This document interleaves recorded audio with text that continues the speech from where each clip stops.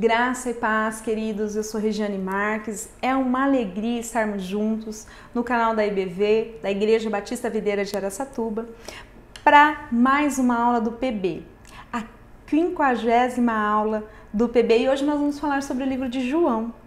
Você nos acompanha, já conhece o PB. E você que está chegando agora no canal, eu quero te familiarizar com esse que para nós tem sido um presente de Deus. O PB, como o próprio nome já nos diz, ele dá um panorama, uma visão geral sobre cada livro da Bíblia. Nós encerramos o Antigo Testamento, iniciamos o Novo Testamento, nós estamos agora nos Evangelhos especificamente. Passamos pelos 3 primeiros Evangelhos. O Evangelho de Mateus, que foi abordado pelo nosso pastor Anderson Lima, o Evangelho de Marcos, por nosso irmão Rafael Gama, e o Evangelho de Lucas, por nossa irmã Bruna Galdino. Eu quero te desafiar a ficar comigo até o final dessa aula. Assista às aulas que já foram gravadas, estão disponibilizadas no nosso canal. Conheça um pouquinho mais da beleza, da força, da verdade, da palavra de Deus. E se esse desafio da palavra, presta atenção, gerar algo em você, vamos combinar. Seja um membro do nosso canal, acione o sininho de notificações para você ser avisado todas as vezes que publicarmos um vídeo novo. Deixa seu like, compartilhe, abençoe outras vidas. Amém? Então, sem delongas, o Evangelho de João, o 4º Evangelho da Bíblia no Novo Testamento. O tema desse Evangelho trata da divindade de Jesus. Nos apresenta Jesus como o eterno Filho de Deus, aquele que ofereceu vida eterna para todo aquele que nele crê. A autoria desse livro ela é acreditada a João, o discípulo a que Jesus amava. A gente vai falar um pouquinho mais à frente sobre isso. Um fato pouco comentado é que possivelmente esse João seja primo de Jesus, irmão de Tiago, filho de Zebedeu. Vamos então às evidências que nos levam ao autor desse livro. Eruditos e estudiosos como Irineu e Tertuliano, e escritores primitivos, afirmam que a autoria desse livro é atribuída a um judeu da Palestina, alguém que conhecia com muita propriedade a cultura judaica e a geografia daquele lugar. Mais à frente, eu coloco referências de capítulos e versículos para que juntos vocês possam nos acompanhar. Mas nesse momento eu quero fazer considerações de assuntos e temas que foram tratados que nos leva a crer que esse autor é conhecedor do local e da cultura deste lugar. Trata sobre especulações do povo acerca do Messias. Trata da hostilidade que havia entre judeus e samaritanos. Aborda questões de dever como a circuncisão e a proibição do trabalho no sábado, o guardar o sábado. Aborda questões da geografia daquele lugar, quando situa Betânia a cerca de 15 estádios, isso é, 4 quilômetros até Jerusalém. Menciona Canaã, a aldeia não mencionada até então em nenhum escrito anterior. Trata-se de uma testemunha ocular, portanto alguém que viveu com Jesus. E existem referências que nos garantem isso. Quando João cita, por exemplo, a casa em Betânia e descreve que a fragrância do frasco quebrado encheu aquele lugar. Só alguém que esteve fisicamente presente, que pôde sentir olfativamente aquilo que aconteceu naquele momento, poderia trazer detalhes como esse. Ele cita ainda números exatos, por exemplo, as 6 talhas de água que foram transformadas em vinho. Nas bodas de Caná, 153 peixes. Traz nomes como Natanael, Nicodemos, Malco. Encontramos aqui também a referência feita, então, a um discípulo que Jesus amou. João, capítulo 13, versículo 23, nos diz: perto de Jesus estava sentado um de seus discípulos, a quem Jesus amava. Por que alguém escreveria assim sobre si mesmo? Correndo o risco de ser taxado como petulante.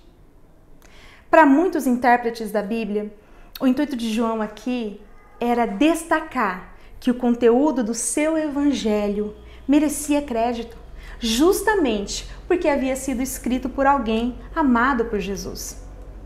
Por que esse livro, então, não poderia ter sido escrito por Pedro, por Tiago, que também faziam parte desse vínculo de maior intimidade de Jesus? Tiago foi morto no ano 44 depois de Cristo. Pedro no ano 67 depois de Cristo.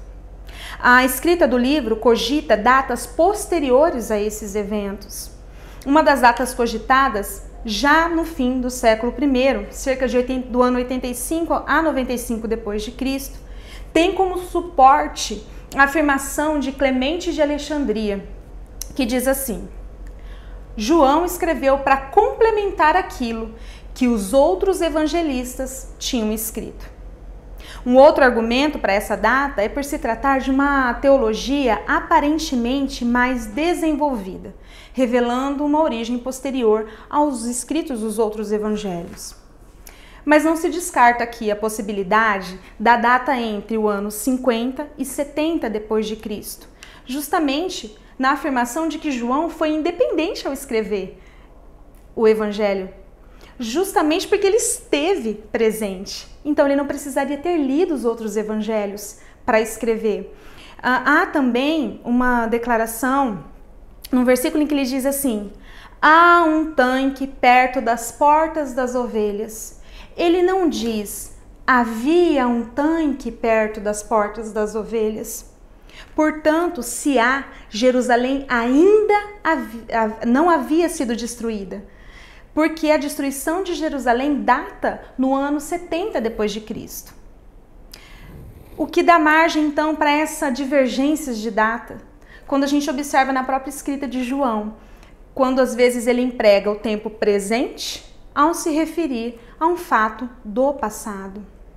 João escreveu o quarto evangelho em Éfeso, na Ásia Menor. É Irineu, discípulo de Policarpo de Esmirna, que fora discípulo de João, que dá o testemunho sobre isso. Um outro fato interessante é que de todos os discípulos, parece ser o único que permaneceu vivo por mais tempo, morrendo de velhice e não de mortes trágicas como os outros discípulos. Qual seria então o propósito do livro de João? Para alguns, João está endereçando a sua mensagem aos gregos. Para outros, ele quer retocar os 3 primeiros evangelhos, os evangelhos anteriores. Para outrem, ele desejava combater heresias. Mas a sua intenção primordial é a evangelística. E fica claro quando a gente lê no livro de João, no capítulo 20, nos versículos 30 e 31. Veja só. Jesus realizou na presença dos seus discípulos muitos outros sinais miraculosos que não estão escritos nesse livro. Mas estes foram escritos para que vocês creiam que Jesus é o Cristo, o Filho de Deus, e crendo, tenham vida em seu nome. Uma observação a ser feita no versículo 21, quando João afirma, né? Creiam que Jesus é o Cristo. Podemos entender como continuem crendo que Jesus é o Cristo. Nesse sentido, o propósito é edificar os crentes, é produzir fé para aqueles que já haviam se convertido.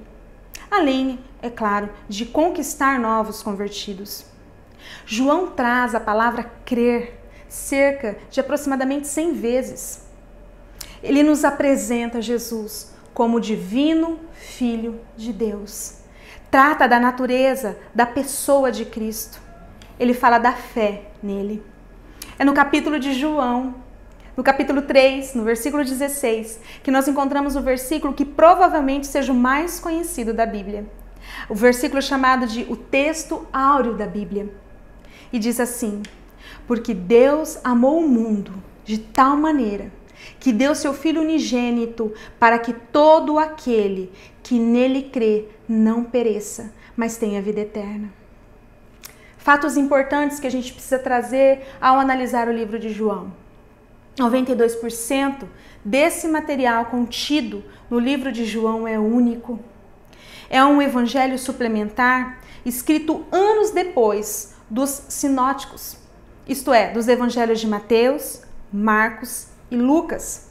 Porque esses evangelhos, então, são dados como sinóticos, porque trazem nele uma grande quantidade de histórias em comum, de similar sequência e até algumas vezes as mesmas palavras.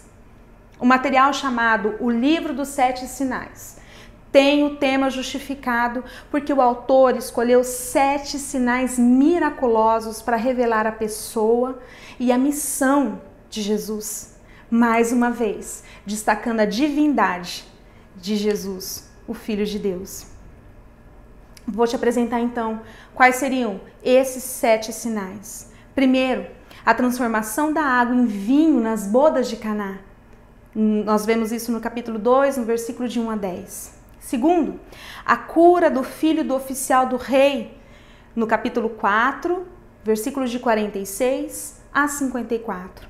Terceiro, a cura do enfermo paralítico, apresentado no capítulo 5, no versículo de 1 a 9. Quarto, a multiplicação de pães e peixes, no capítulo 6, no versículo de 1 a 13. Quinto, Jesus caminhando sobre o mar da Galileia, no capítulo 6, no versículo de 16 a 21.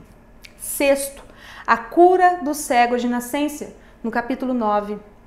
E sétimo, a ressurreição de Lázaro, no capítulo 11, no versículo de 1 a 46. O livro apresenta vocábulos que refletem o pensamento teológico de João. Veja só, o verbo crer aparece 98 vezes. Há palavras relacionadas a amor, 57 vezes. Verbos que indicam envio, 60 vezes. Perdão. Palavra pai, 137 vezes. A maioria é referente a Deus. O mundo, cosmos, 78 vezes. Verdade, 25 vezes. Atributo relacionado diretamente a Deus. Lindamente é o que mais fala sobre o Espírito Santo, mais que todos os outros evangelhos juntos, trazendo características como o confortador, o consolador, e a gente pode ver isso no capítulo 14, no versículo 16. Aquele que convence o mundo do pecado, da justiça e do juízo, no capítulo 16, no versículos de 8 a 11. Nascido no Espírito, ao fazer menção do novo nascimento, no capítulo 3, no versículo 6. O capacitador, no capítulo 20, no versículo de 21 a 22. João não faz tantas menções ao Antigo Testamento, como Mateus, por exemplo, fez, mas usa palavras que fazem associação de Jesus a figuras do passado, como, por exemplo, tabernáculo, templo, videira, serpente, Páscoa. Encontramos aí aquela afirmação, eu sou. Essa expressão ela vem do Antigo Testamento e está relacionada com o nome de Deus, Jeová. No hebraico, refere-se a esse ser que nunca teve começo e não terá fim. É o próprio Jesus que apresenta verdades relativas à sua pessoa ao utilizar a expressão eu sou, encontrada em 7 declarações. Acompanha comigo. Eu sou o pão da vida, no capítulo 6, no versículo de 35 a 51. Ele diz isso um dia após multiplicar os pães. Pela segunda vez, a declaração eu sou a luz do mundo, no capítulo 8, no versículo 12, na cura do cego. Pela terceira vez, eu sou a porta das ovelhas, no capítulo 10, no versículo de 7 a 9, após explicar sobre porta. Eu sou o bom pastor, no capítulo 10, versículo 11, isso logo após falar sobre a questão do dono das ovelhas. Eu sou a ressurreição e a vida, no capítulo 11, no versículo 25, antes da ressurreição de Lázaro. Eu sou o caminho, a verdade e a vida, no capítulo 14, no versículo 16, sobre ir para o céu. E na sétima vez, eu sou a videira verdadeira, no capítulo 15, no versículo de 1 a 2, ao falar sobre discipulado. O livro de João, ele está totalmente focado na pessoa de Jesus.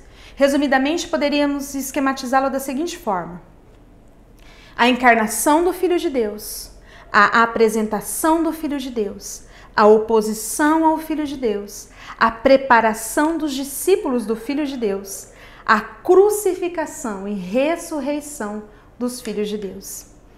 Queridos, diante dessas verdades apresentadas sobre Jesus, a certeza que temos é que Jesus não é um caminho, Ele é o caminho. É Ele e através dele que nós vamos para o Pai, que nos reconciliamos, é nele que nós temos a vida eterna.